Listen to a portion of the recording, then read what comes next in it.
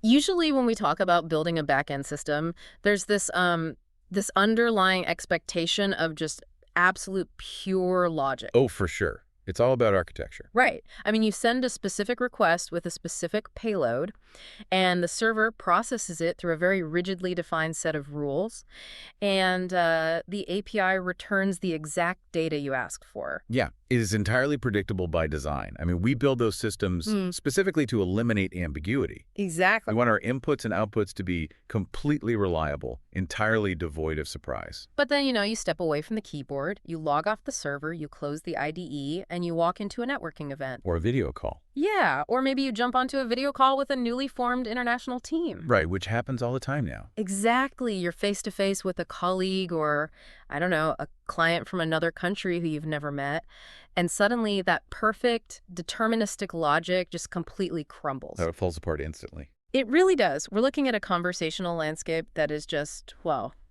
terrifyingly unstructured. Yeah, that is the ultimate non-deterministic system, really. It is. You send out a prompt like a question or a greeting, and you have absolutely no idea what kind of data string is going to come back at you. Or, I mean, more importantly, how you're supposed to parse it on the fly. Right, because there is no documentation for the person sitting across from you. Exactly. No manual at all. Which brings us to the mission for today's deep dive. We are custom tailoring this discussion specifically for you, the listener. That's right. Because we know you. You're brilliant with complex systems. You're a back-end engineer. You know how to build architecture that scales to millions of users. But today, we are giving you a completely new architecture for social interaction. Yes, we are. We are tackling how to master social ice-breaking and, lifestyle conversation skills. Specifically geared toward building genuine, effortless rapport with international colleagues and clients. Because we want to get you away from feeling like you're executing a script or reading from a language textbook. Yeah, because technical proficiency, that's what gets you in the room. It's what gets you the job or the contract. Right. But the conversational fluency, the ability to establish an emotional baseline with another human being, that is what actually builds the relationship. It totally is. It dictates whether people trust your technical decisions when things go wrong, honestly.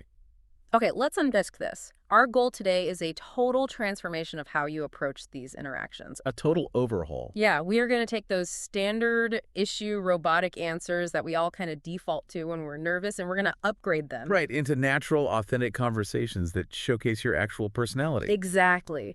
But to do that, to even begin building that rapport, we have to completely rethink the fundamental concept of an icebreaker. I really do. We have to stop treating conversation like a simple data gathering exercise. That framing is just crucial. An icebreaker isn't a database query. Right. It's not a SQL command. No, you aren't executing a select statement to extract facts from their brain. Yeah. When we engage in early-stage conversation, we're actually engaging in a biological and sociological process. Wow. Okay. We are trying to establish a wavelength. We are checking for safety, for commonality, and, for shared social rhythms. I want to push on that idea of the database query, though, because I think it's exactly where a lot of highly analytical people, myself included, sometimes get tripped up. Oh, absolutely. When someone asks me a standard question, like, what does a typical weekend look like for you? Or are you more of a morning person or a night person? Right, the classic. Yeah, the classics from our source material. My brain immediately treats it as a request for information. Right. I check my internal database, I find the value night person, and I return that value. Transaction complete. And that is exactly where the interaction dies. It really does. Because if you just return the value, you've provided a data point, but you've offered zero surface area for connection.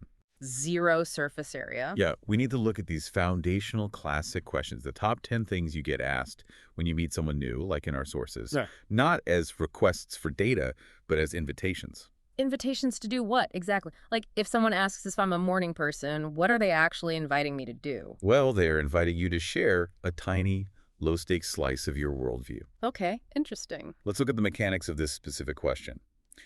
On the surface, are you a morning or night person? Seems almost overly simplistic. Yeah, it feels like filler small talk. Aren't these just standard small talk? If someone asks if I'm a morning or night person, isn't that just filler? Well, what's fascinating here is how these questions map out a person's lifestyle values without prying too deeply into their personal lives. From a sociological standpoint, it is incredibly powerful because it operates in the realm of low-stakes, high-value interaction. I like that term, low stakes, high value. Break that down for us. Okay, so it's low stakes because it doesn't pry into their deeply personal life. Right. You aren't asking about their religious beliefs, their political leanings, or, their childhood trauma. Yeah, that would be a terrible icebreaker. Exactly. It's a safe, almost universally applicable topic. Everyone wakes up and everyone goes to sleep. Sure. But it is high value because the way a person answers it maps out their lifestyle values, their self-awareness, and their relationship with time and energy. So how do we answer it in a high-value way? Let's say I'm that back-end engineer on the video call, and the project manager in London asks me, so are you a morning person or a night person? Right.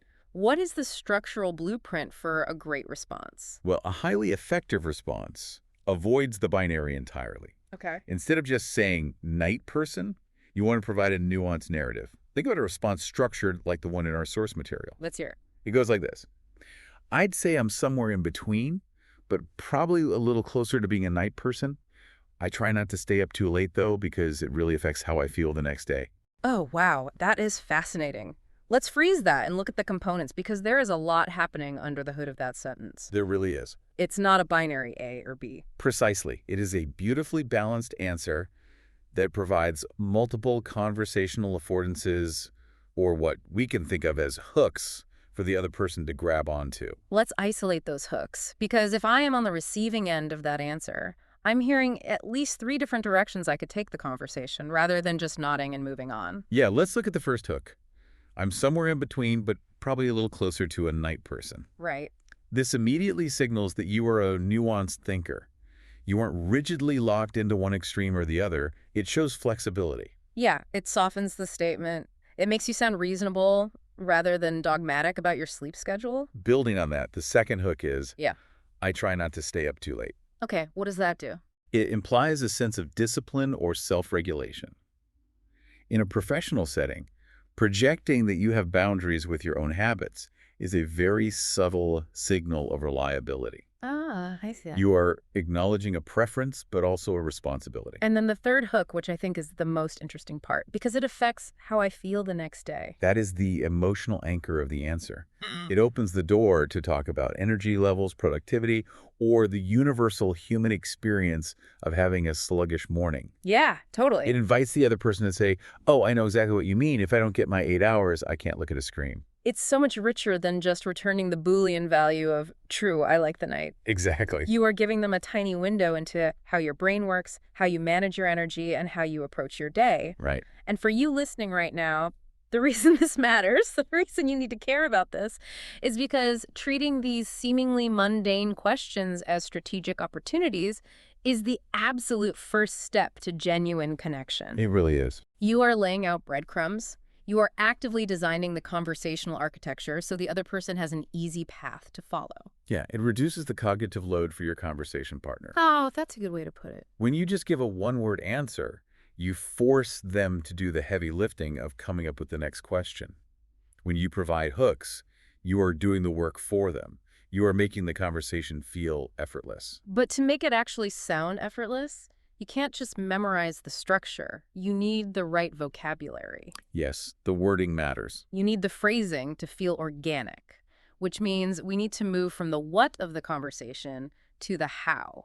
We need to look at how a highly technical professional can sound incredibly natural rather than sounding like, I don't know, an AI that just ingested a translated script. This is where we get into the pragmatics of language, the idiomatic choices that signal belonging and cultural fluency. Here's where it gets really interesting. Let's dig deep into describing the daily routine, because this is where a lot of professionals stumble. Oh, big time. They know what they do, but they ascribe it in a way that is just devoid of humanity. Right. Imagine the standard, grammatically perfect way to describe the life of our listener. You might write it like a resume. I am a back-end engineer. I sit at a computer all day. I go to the gym for exercise. Then I return home to rest. It is technically accurate, grammatically flawless, and completely lifeless. Yeah. It creates zero empathy. It reads like a manual. There is no texture to it. It's the difference between reading a manual and having a beer with a friend. Exactly. But there is a conversational framework we can use that introduces incredible idiomatic richness. It paints a picture of the modern work-to-gym pipeline. Right. Imagine you're at a conference mixer. Let's role play this briefly. If I walk up to you and ask, what does a typical weekday look like for you? Okay, here is the natural flow from our sources. Okay. My weekdays mostly revolve around work and the gym. I'm a back-end engineer, so I spend most of the day sitting in front of a computer. By the evening, going to the gym feels less like exercise and more like undoing the damage from sitting all day. Undoing the damage from sitting all day. That phrase is a masterstroke. It really is. Let's analyze the psychological mechanics of why that works so universally well. Well, it's a brilliant piece of rapport building for a few reasons. First, it demonstrates a high level of self-awareness. Right, because you recognize the physical reality of your profession. Exactly. It's highly sedentary, it's intense on the body. Second, and more importantly, it introduces a gentle, self-deprecating humor. I want to stay on that point about self-deprecation for a second. Why is that specific flavor of humor so effective when you're talking to foreigners or new colleagues? Because it functions as a status leveling tool. Okay. As a back-end engineer, you possess a highly specialized, often intimidating skill set. People know you are smart. Right. If you talk about your gym routine in a very optimized, aggressive way, like I go to the gym to maximize my gains and optimize my physiology, Yeah. you increase the status cap. You make yourself less relatable. You sound like a tech bro trying to win a competition. Exactly. Yeah. But by framing your workout as a desperate baseline measure to simply survive your office chair, undoing the damage, you lower your own status slightly. Yeah. You aren't bragging. You're commiserating. You are showing vulnerability. It is so universally relatable. It doesn't matter if you're talking to a project manager from London, a UI designer from Berlin, or like a marketing director from Sydney. Right. If they work in a modern corporate environment, they know the physical toll of sitting in front of a screen for 8 to 10 hours. Everyone knows that feeling. You've instantly bypassed cultural and language barriers because you've tapped into a shared physical reality. You've taken a highly solitary, abstract activity writing code, managing servers, and found the universal human somatic experience within it, back pain, stiff shoulders, and eye strain. Yeah. Empathy is built much faster on shared physical realities than on shared intellectual concepts. And it changes the vocabulary you use to describe the rest of your day, too. If you are undoing the damage, you aren't just returning home, you are using verbs that carry emotional weight. Right. We see phrases in successful conversational frameworks like needing to crack on with work or returning home to collapse on the sofa. Oh, collapse on the sofa is a perfect example of linguistic framing. It's highly cinematic. It is. It relies on embodied cognition. Embodied cognition. Yeah, when you say, I go home and sit on the sofa, the listener's brain processes it purely as informational data. But when you use the verb collapse, you are activating the sensory processing centers in the listener's brain. Wow. They don't just hear the fact. They actually feel a microdose of your exhaustion. They can visualize the heavy sigh, the dropping of the bag, the sinking into the cushions. That makes your answer incredibly memorable. It's the difference between rendering a simple flat wireframe and rendering a fully textured, lighting-accurate 3D environment. That's a great analogy. You are adding texture to your reality. And part of that texture is how you frame your downtime. There is this idea of switching off that is vital. It's not just about what you do, but how you qualify it. Right. Imagine saying, I have dinner, put on some music, and have a quiet evening. Nothing terribly exciting, but I quite like having that time to myself. That qualifier, nothing terribly exciting, but I quite like having that time to myself, is a very sophisticated social signal. How so? Because it sounds almost like an apology at first glance. It's actually the opposite. It projects an immense amount of security. We live in an era heavily influenced by performance culture.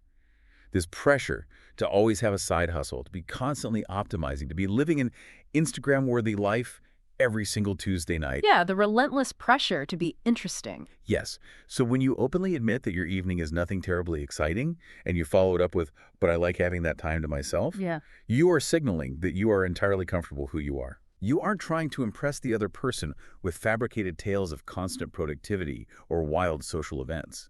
You are secure enough to own your peace. People gravitate toward that kind of grounded, unbothered energy. That makes perfect sense. You've painted this vivid, relatable picture of the daily grind, the work, the gym, the collapsing, the quiet evening. Yeah. You've established that you work hard, but you aren't a robot. But the next step in really solidifying that rapport is revealing the subtle quirks of how you operate when you aren't at peak performance. Right. Which brings us to a conversational tactic I absolutely love, the strategic admission of a slow start. This ties deeply into how we discuss routines, especially the morning routine. When we talk about mornings, there is a tendency to want to sound hyper-efficient. But there is a brilliant phrase from our sources that I think anyone in tech should adopt. Oh, definitely. Imagine you are asked about your mornings and you reply, I wouldn't say I'm particularly useful first thing in the morning. It usually takes me a while to become a functioning human being. A functioning human being. Yeah. It is a phenomenal phrase. I love it for a back-end engineer specifically. It is like admitting you have a really slow, buggy boot-up sequence in the morning. Right. Your RAM is clearing, your background processes are taking forever to load, the UI is completely frozen. That is a highly accurate analogy, and it works because it actively dismantles the hyper-optimized professional facade. I want to explore that facade because I think a lot of us feel trapped by it. If I am talking to a new client, my instinct is to project total competence at all times. Naturally. So, doesn't admitting that I'm not particularly useful in the morning run the risk of making me look incompetent? Not at all. And the reason lies in the context of the disclosure. You aren't admitting to being bad at your job. You are admitting to a universally understood physiological reality sleep inertia. Ah, okay. By the time you are having this conversation, your competence is likely already established by your role or your resume. What is not established is your humanity. So the vulnerability actually enhances the trust. If we connect this to the bigger picture, sociology calls this impression management, a concept popularized by Irving Goffman. Okay, impression management. Yeah, we all have a front stage persona, the polished, professional self we present to the public, and we have a backstage self, the tired, messy, authentic self. Right. When you intentionally lower the curtain and show someone a glimpse of the backstage, like admitting you are useless before your first coffee, you are extending a massive signal of trust. You are telling them, I feel safe enough around you to drop the performance. And because reciprocity is a fundamental human drive, they feel compelled to drop their mask too. Exactly. It accelerates psychological safety. You are implicitly giving them permission to be a regular person with flaws and slow mornings too. I love that. It's a rebellion against the toxic productivity of the rise and grind mindset, where everyone pretends they wake up at 4:30 a.m., run 10 miles, and meditate before opening their laptop. It's incredibly charming because it is so honest. And it pairs perfectly with the rest of a low-key routine. You admit you need time to become a functioning human being. You do your work, you undo the damage at the gym, you put something on Netflix, you lose track of time, and you call it a night. Right. It is a fairly routine day. But there's profound strength in owning that routine. It demonstrates that you are anchored. So for you listening right now, I want you to actively think about this application. What stands out to you? What does your own boot up sequence look like? Yeah, how do you start your day? What are your evening shutdown protocols? When you talk to a colleague tomorrow, how can you rephrase your quiet evening so they sound like a deliberate, posy choice rather than a lack of options? That's the key. Instead of defaulting to, I don't do much, I just stay home, how can you reframe it to, I quite like having that time to myself to switch off? It fundamentally shifts the entire power dynamic of the interaction from passive to active. You are framing your solitude as a luxury. It's a very subtle but powerful shift in narrative. All right, so we've covered the weekdays. Weekdays are about survival and routine. They are about managing the boot up, the work, the damage control, the shutdown. Right, get through it. But the weekend. The weekend is where people really want to know your vibe. It's the real proving ground for lifestyle compatibility. Oh, absolutely. When someone asks about your weekend, they're trying to figure out who you are off the clock. How do we navigate discussions about weekend plans without sounding either rigidly obsessed with structure or completely aimless and unreliable? The weekend is a fascinating cultural construct, really. In Western corporate culture, the weekend is heavily guarded territory. It represents personal agency. Okay.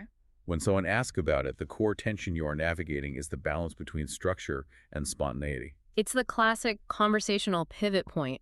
You want to sound like you have a life, but you don't want to sound unapproachable. There is a specific combination of idioms from our sources that I think solves this puzzle perfectly. Let's role play this. If someone asks, do you prefer making plans for the weekend or deciding at the last minute. A masterful response models this perfectly. I prefer having one or two things penciled in, but I don't like planning every minute.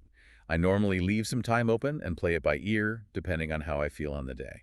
The interplay between penciled in and play it by ear is just heavy lifting linguistics. Let's dissect why this combination works so brilliantly. Let's start with penciled in. Hmm. Because the literal meaning is obvious writing with a pencil instead of a pen.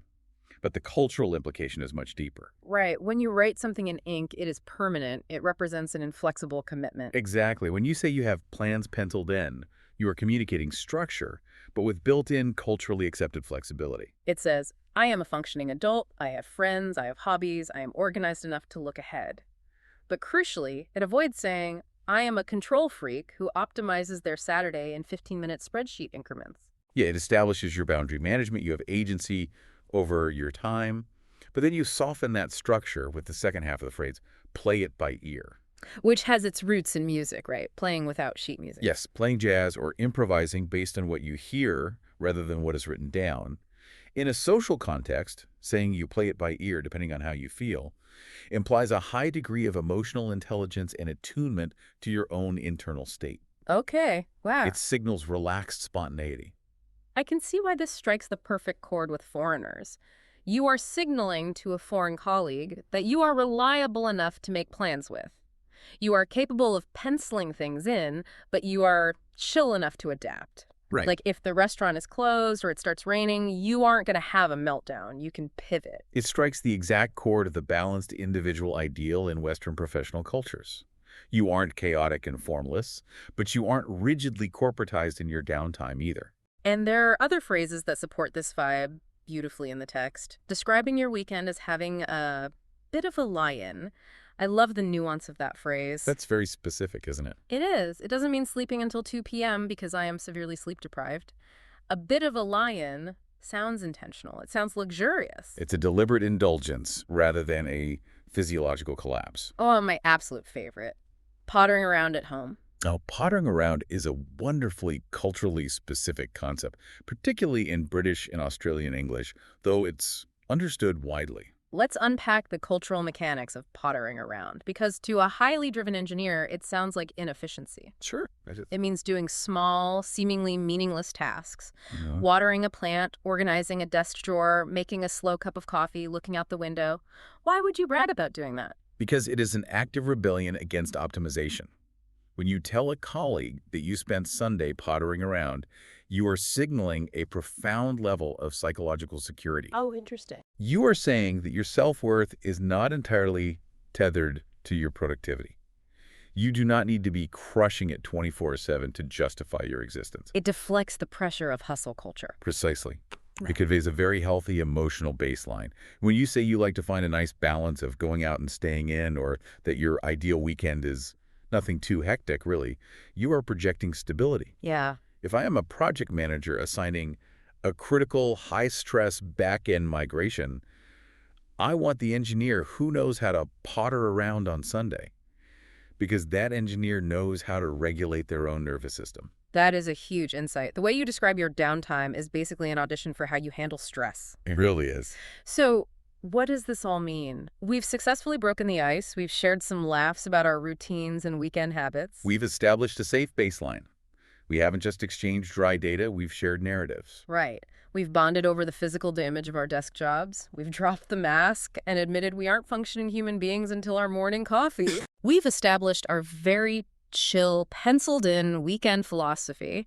We are officially on excellent terms. The rapport is there. But you cannot stay in that zone forever. Right. If you were at a 3-day conference or you are working with this team for 6 months, you can't just talk about pottering around the house every single day. No, eventually the conversation has to evolve. So how do you take it to the next level? How do we transition to deeper topics like work-life balance without sounding either rigid or, making it weird and abrupt? This is the crucial pivot, and it is where the mechanics of active listening become tactical. We're transitioning to topics like work-life balance, stress management, and how we truly recharge. But there is a massive trap here. You can't just jump straight into these questions cold. No, absolutely not. If I walk up to a new colleague on Tuesday morning and say, "Hello, how do you usually recharge after a busy week to avoid existential burnout?" Yeah. They are going to call HR. Yeah, that's jarring. It's way too much. It is entirely disproportionate to the established surface area of the relationship. It violates the rules of conversational scaffolding. Conversational scaffolding. I like that. So how do we build the scaffold? You have to use the lower stakes questions as load-bearing supports. You listen intensely to the answers they give you about their weekends or their routines, and you listen specifically for emotional anchors. What does an emotional anchor sound like in casual conversation? Well, let's use a hypothetical scenario based on our sources. Say you asked the weekend question and they replied, "My favorite way to spend Saturday is going for a long run at night while listening to a podcast. It really gives me a chance to clear my head and get away from the computer screens." Okay, my back-end brain sees a few data points.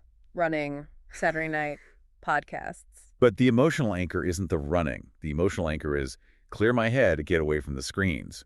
That is the phrase that carries psychological weight. I see. If you just say, "Cool, I like running too, what kind of shoes do you wear?" You are staying on the surface. You are ignoring the emotional anchor. Right. To pivot, you acknowledge the anchor and gently pull on it. You transition by saying something like, "It is so important to get away from the screens. Do you find it easy to switch off after work generally? Or do you find you always need that run to fully decompress?" Oh, wow. That is incredibly smooth. You've taken their specific, tangible hobby running and connected it to the broader, deeper theme of work-life balance, but you've done it using their own stated need to clear their head. Exactly. You are proving that you are actually processing their reality, not just waiting for your turn to speak. You are inviting them to reflect a little deeper, but you are doing it on a path they have already paved. But I see a potential danger here, and I'm sure our listener is wondering this too. If someone says they run to clear their head, and I immediately pivot to asking about their ability to switch off from work, how do we make this transition without sounding like a therapist? Right. There's a fine line between a meaningful conversation and suddenly making things uncomfortably heavy for a coffee break. We don't want to suddenly make it too heavy. This raises an important question, and it's a very valid concern. The therapist trap happens when you move from the behavioral to the strictly emotional too quickly. Okay, so how do we avoid it? The mechanism to prevent that is grounding the deeper questions in the practical. You keep it tangible. Give me an example of how to ground it. If you want to talk about stress and recovery, don't ask what brings ultimate meaning to your life, or how do you cope with the crushing weight of the industry. Yeah, please don't ask that. Instead, use the source materials question. Is there a small daily habit that helps you feel better on a rough day? A small daily habit. That changes the scale of the question entirely. Yes. It keeps the conversation focused on positive, manageable actions. It is behavioral.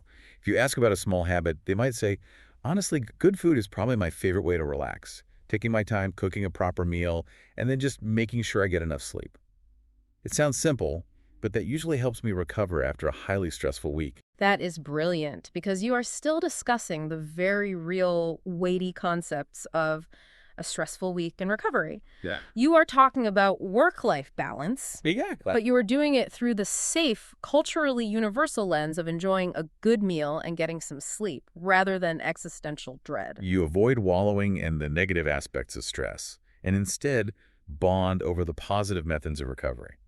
It is optimistic scaffolding. It is incredibly grounding. And for you, the listener, I want to remind you why mastering this transition is the ultimate secret to networking and building genuine friendships across cultures. It really is the secret. Moving from light, relatable banter about slow mornings and penciled-in weekends into these slightly deeper discussions about daily habits and how you recharge, this proves you are actually listening to their answers. Right. This is how you move a relationship from transactional to relational. Because when a foreign colleague feels that you truly understand their need to switch off, or that you both share the struggle of undoing the damage of a sedentary lifestyle, the trust deepens exponentially. It absolutely does. They will trust you implicitly when it comes time to actually do the hard technical work together, because they feel seen on a human level. Because you aren't just the back-end engineer processing JIRA tickets anymore. You are the person who needs time to become a functioning human being. You are a complete person. You have bridged the gap between the deterministic system, and the messy human experience. We have covered an immense amount of ground today. We've taken a deep journey through the hidden architecture of a great conversation. Oh, we really have. We've decoded those 10 core icebreakers, realizing that they aren't just inefficient data transfer, but strategic invitations to share our values and establish a wavelength. We learned to speak like a real human and a relatable back-end engineer, using phrases like undoing the damage of our physical environments, ditching that robotic textbook English. We embraced the vulnerability of the slow boot-up sequence, claiming our right to take a while to become a functioning human being.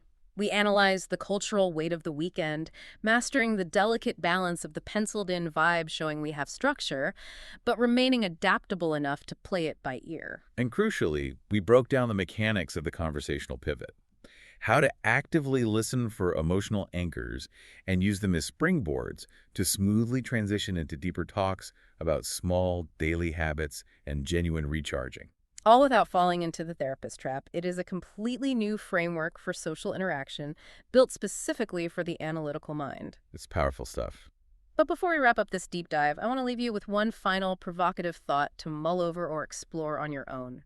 Something that builds on the underlying themes we've discussed today regarding how we spend our time. It's an important synthesis. Let's hear it.